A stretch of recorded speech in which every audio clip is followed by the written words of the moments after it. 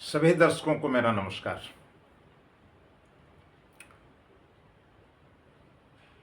हरतालिका तीज का व्रत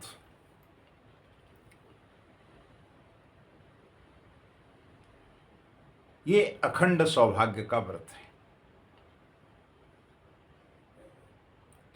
कहने का अभिप्राय कि हरतालिका तीज का जो व्रत है वो अखंड सौभाग्यवती होने का व्रत माना जाता है। लेकिन जो माताएं बहनें पहली बार हरतालिका का व्रत रखने जा रही हैं उनके लिए क्या कुछ विशेष है, इस बारे में हम आपसे चर्चा करेंगे। चूंकि हरतालिका तीज व्रत के बारे में सभी माताओं और बहनों को जो सनातन धर्मावलंबी हैं उनको पूजा का विधान और कैसे करना है, कैसे व्रत रखना है, कब पारण करना है, इस बात की जानकारी तो उनको परंपरागत मिलती ही रही है, क्योंकि वो विरासत में मिला हुआ है। लेकिन जब हम पहली बार इस व्रत को रख रहे हैं तो क्या कुछ हमें विशेष ध्यान रखना चाहिए, इस बारे में चर्चा होना बहुत आवश्यक हो जाता है। पहली बार हरतालिका तीज का अगर व्रत रख रहे हैं तो आपको इन बातों से बचना चाहिए जो हम आपको बताने का प्रयास कर रहे हैं। हरतालिका तीज व्रत हिंदू धर्म के प्रमुख व्रतों में से एक है। सनातन धर्म के अनुसार यह व्रत निर्जला व्रत होता है। ऐसी मान्यता है कि अगर हम इस व्रत को रखने पर जल भी ग्रहण न करें तो हमारे लिए बहुत ही लाभकारी और बहुत ही सार्थक सिद्ध होता है, ऐसी मान्यता है। इस दिन भगवान शिव का पूजन और आरती की जाती है।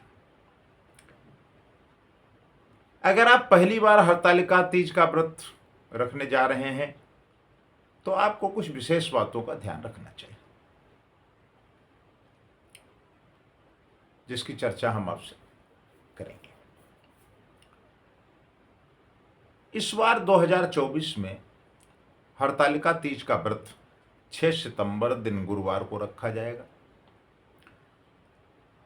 अब इसका पूजा का विधान और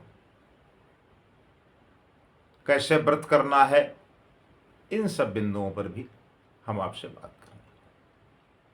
पंचांग के अनुसार भाद्रपद माह के शुक्ल पक्ष की तृतीया तिथि की शुरुआत 5 सितंबर को दोपहर 12:21 पर होगी। वहीं इस तिथि का समापन 6 सितंबर को दोपहर 3:21 पर होगा। इस दिन पूजा करने का शुभ अवसर सुबह 6:02 से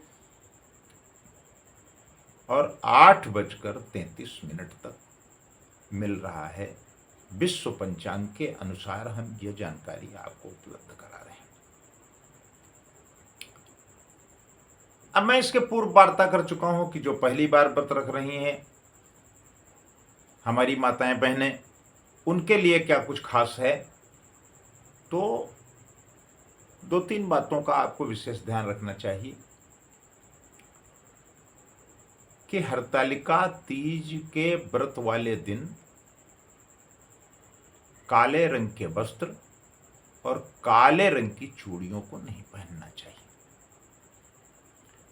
हरतालिका तीज में पति या परिवार के सदस्यों से किसी भी तरह की बहस या विवाद से बचना चाहिए। ऐसा यदि होता है तो नकारात्मक ऊर्जा का सृजन होता है। इससे आपके व्रत से जो आपको सकारात्मक ऊर्जा प्राप्त होनी चाहिए उसमें बाधा पैदा होती है। और कोशिश ये करें कि प्रातःकाल से ही स्नान इत्यादि करके अपनी मांग को सुनी न रखें और तामसिक भोजन का परहेज करें, तामसिक भोजन न लें। हरतालिका तीज व्रत के लिए मान्यता है कि हरतालिका इसलिए कहते हैं कि पार्वती की सहेली उनका हरण कर घनघोर जंगल में ले गई और हरत अर्थात हरण करना, और आलिका का अर्थ होता है सहेली।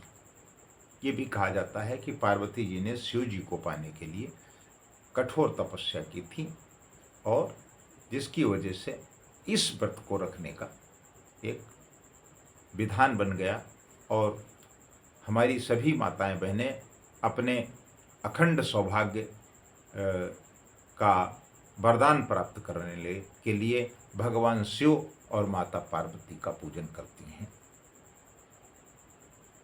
यदि इस संदर्भ में आपको कोई संशय या भ्रम की स्थिति है तो हमारा mobile number, WhatsApp number description box में मौजूद रहता है। आप किसी भी प्रकार की जानकारी हमसे प्राप्त कर सकते हैं, जो बिल्कुल निःशुल्क आपको दी जाती है, जिसके लिए आपसे किसी भी प्रकार के दक्षिणा या शुल्क के बारे में कुछ नहीं कहा जाता।